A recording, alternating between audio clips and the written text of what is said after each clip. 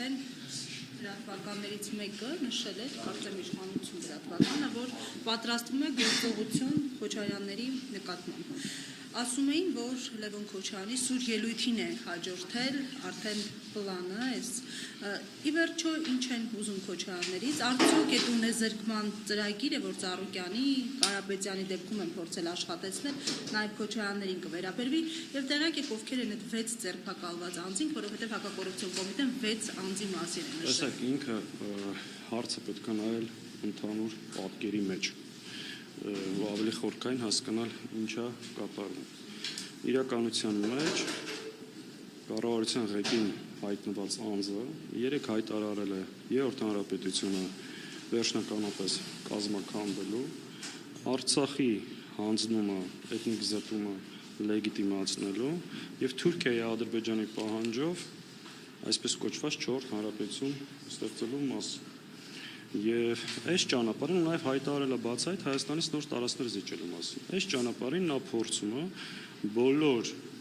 ընդդիմադիր օջախները, դիմադրության օջախները, քաղաքական ուժերը, ովքեր կարող են այս ծրագրի իրականացման համար խոչընդոտ լինել, սրանց տարբեր հոդվածներով ձերբակալել, մեկուսացնել, սեփականությունից զրկել, բոլոր հնարավոր միջոցները գործադրել, որպեսզի դաշտը մաքրել, կարողանալ այս հակահայկական, հակապետական ծրագիրը իրականացնել։ Սա պետք է նայել այդ շրջանակներում։ Այսօր Քոչարյանի ընտանիքն է, վաղը կլինի մեկ ուրիշի ընտանիքը, այն մյուս օրը մեկ այլ ընդդիմադիր ուժի, առհասարակ ազգային մտածելակերպ ունեցող Հայաստանի Հանրապետության որևէ քաղաքացի ազատության մեջ պետք է լինի։ Բայց ձերն էլ Փաշինյանը ամբիոնից ասում է ունեզրկել ժամեր անց իրավապահները գործի են ասում։ Իհարկե, ես չեմ կարծում այս պրոցեսը հենց գիշերը պլանավորվեց, սա գործընթաց էր։ Երեք հայտարարեց, այսօր արեցին, այսօր հայտարարի մեկ ուրիշի հետ կապված այն մյուսին են հանելու։ Ու այս հակապետական խոշոր հանցագործությանը, այո, ամբողջ երեք ինքը անընդհատ բողոքում էր, որ բոլոր ուժային կառույցները անվերապահորեն կատարում են իմ ապօրինի հրահանգները, բացառությամբ դատարանների եւ այդ դատարանների հարցը պետք է լուծում։ Ինքը երեք ամբողջ իր ելույթի խորքը նվիրված էր նրան, որ սպառնում է դատավորներին, որ եթե իմ ասածները չեք անում, ուրեմն նախկիներից կաշառք եք վերցնում։ Այս էր այս մարդու թեզը։ Ինքը այս վերջ շրջանը որ շատ է շփվել Ալիևի հետ, ձգտում է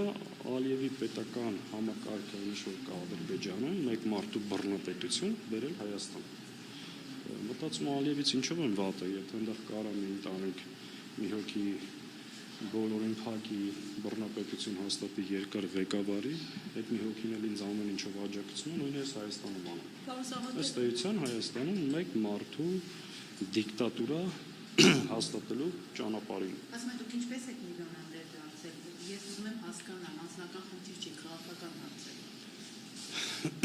Գիտեք, ցանկացած ապօրինություն, որ անում են, ինչ-որ հարցադրումներ պետք է անեն։ Օրինակ քիչ առաջ ես տեսա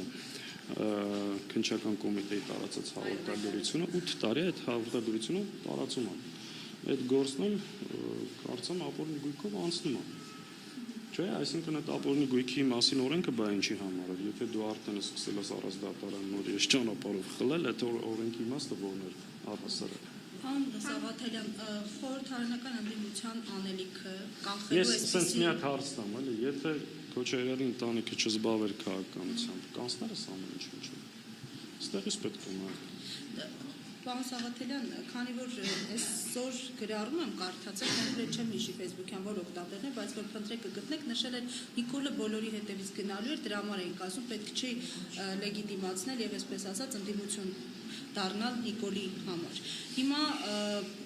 խորհրդարանական ընդդիմությունը վիճակի այս ձեր մատնանշած սցենարները, որ բոլորի հետևից գնալու են։ Այդ ձևակերպումը, որ Նիկոլի համար ընդդիմություն դառնան,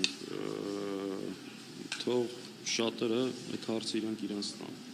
Եթե Նիկոլի համար այս ընդդիմությունը շատ ձեռնտու եւ կոմֆորտ ընդդիմություն է, նոր այս հալածանքներին չէր տրվի, այս ամեն ինչը դրա պատասխանն է, հետեւաբար չի կարելի ամեն անգամ իրանց մեջտեղ բերած թեզերը կրկնել ընդդիմադիր դաշտում։ Մանդատը կպաշտպանի պատգամավորին այսօր օրինակ։ Տեսեք, մանդատը պատգամավորին պաշտպանելու համար չի, մանդատը մի փոքր էս ընդհանուրի մեջ գործիք է, որպեսզի կարողանաս երկրում հասնես փոփոխության։ Դա արդյոք բավարար է փոփոխության հասնելու համար։ Միանշանակ ոչ։ Մենք չենք ասել այդ մանդատն է լինելու մեր երկրի փրկության ճանապարհը։ Մենք ասել ենք դա հնարավորություն է, դրան պետք է ավելանա